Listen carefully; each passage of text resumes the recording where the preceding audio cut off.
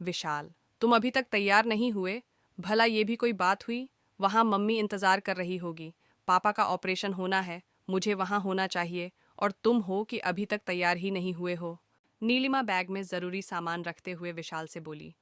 उसकी बात सुनकर चाय पीते हुए विशाल ने अपना कप एक तरफ रखा और कहा, अरे यार, चले जाएंगे ना, इतनी जल्दी भी क्या है।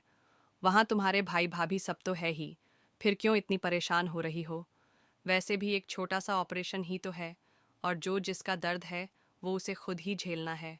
वहां हम भला क्या कर लेंगे। उसकी बात सुनकर नीलिमा के हाथ वहीं रुक गए। कैसी बात कर रहे हो तुम? भाई भाभी सब अपनी जगह है, और मैं अपनी जगह हूँ।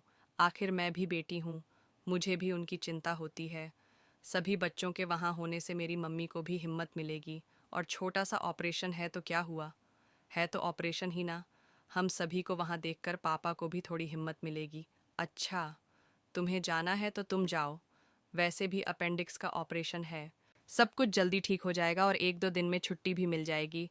मैं घर पर ही आकर मिल लूँगा। वैसे ही मुझे बहुत काम है। तुम्हारे काम ज़्यादा ज़रूरी है या मेरे पापा ज़्यादा ज़रूरी हैं? अगर काम के पीछे इतना ही भागना था तो शादी ही क्यों की थी तुमने?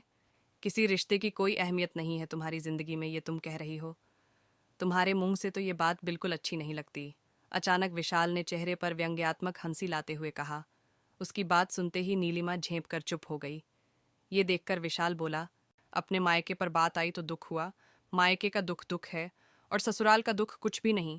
अपने पापा के छोटे से ऑपरेशन में तुम इतना घबरा रही हो तो सोचो मेरे परिवार पर उस समय क्या बीती थी। तब तो तुमने मुझे इन्फॉर्मेशन देना तक ज़रूरी नहीं समझा था।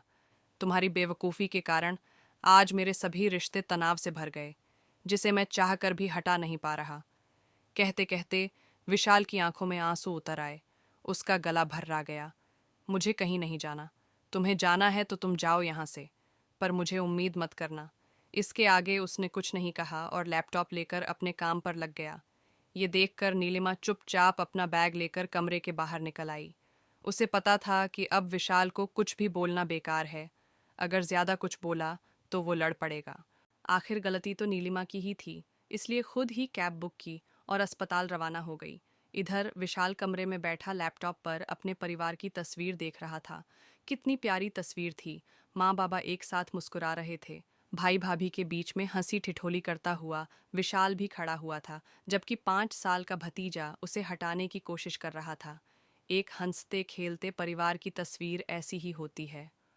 तस्वीर देखते देखते अभी कुछ महीने पहले की बातें उसके दिमाग में घूमने लगीं।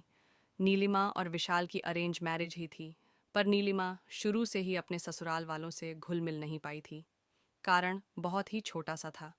विशाल का परिवार गांव में रहने वाला एक सीधा साधा सा परिवार था। छल कपट से दूर। भाई प्रकाश ज्यादा पढ़े लिखे नहीं थे, पर समझदार बहुत थे। पिता एक छोटे किसान थे। वो एक बच्चे की ही शिक्षा पूरी करवा सकते थे, तो बड़े भाई ने फैसला लिया कि वो विशाल को आगे बढ़ाएंगे। प्रकाश ने पिता के साथ मिलकर इस जिम्मेदारी को बखूबी निभाया। भाभी ने भी कभी टोका तक नहीं। जब विशाल पर लिखकर अच्छी नौकरी पर लग गया, तब उसका विवाह नीलिमा के साथ कर दिया।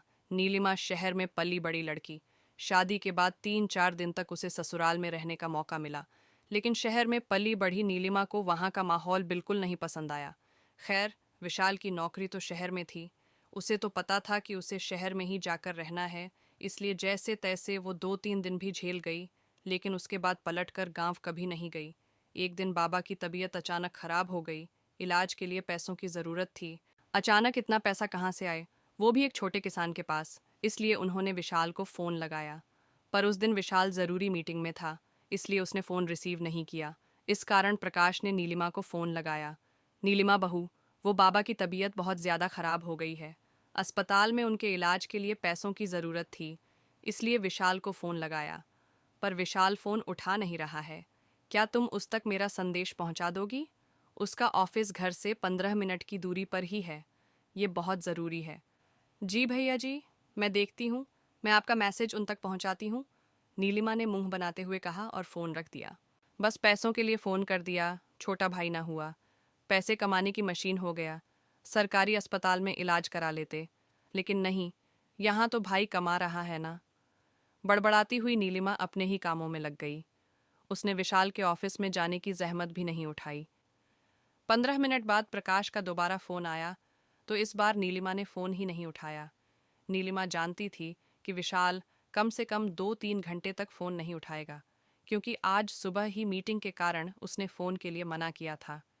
जब बार बार प्रकाश का फोन आने लगा तो थक हार कर उसने फोन उठाया। लेकिन इस बार प्रकाश की जगह माँ जी बोल रही थी। अरे बहुरिया, जरा विशाल से बात करा देना बिटिया, बहुत ज़रूरी है। बाबा को बहुत तकलीफ हो रही है, उससे बात कर लेंगे तो थोड़ी उनको हिम्मत मिलेगी। अब माँ जी, मैं भी क्या करूँ?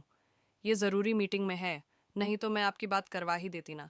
अब आप तो गांव बैठे हो, पर यहाँ शहर में भी तो 10 समस्याएं हैं, इनको भी तो अपने ऊपर वालों को जवाब देना पड़ता है।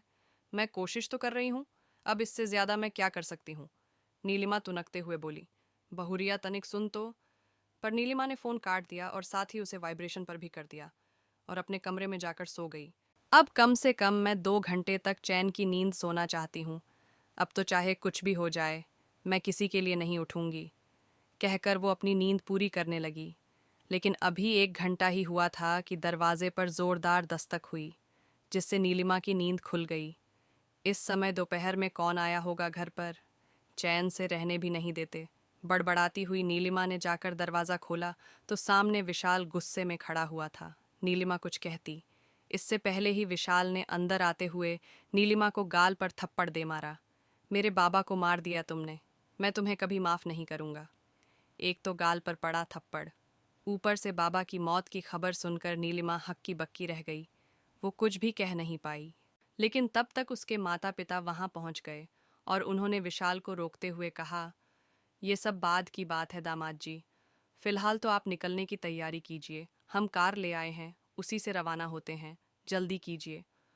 आखिर अपने सास ससुर के समझाने पर विशाल ने फटाफट अपने कुछ कपड़े बैग में रखे और बाहर आ गया। वहीं नीलिमा अभी भी वैसे ही खड़ी थी। ये देखकर उसकी मम्मी ने कहा, तुम्हें अलग से न्योता देना पड़ेगा क्या? एक तो तुम्हारी बेवकूफ़ी के कारण वैसे ही। अब छोड़ो, फटाफट अपने कुछ कपड़े बैग में रखो और चलो।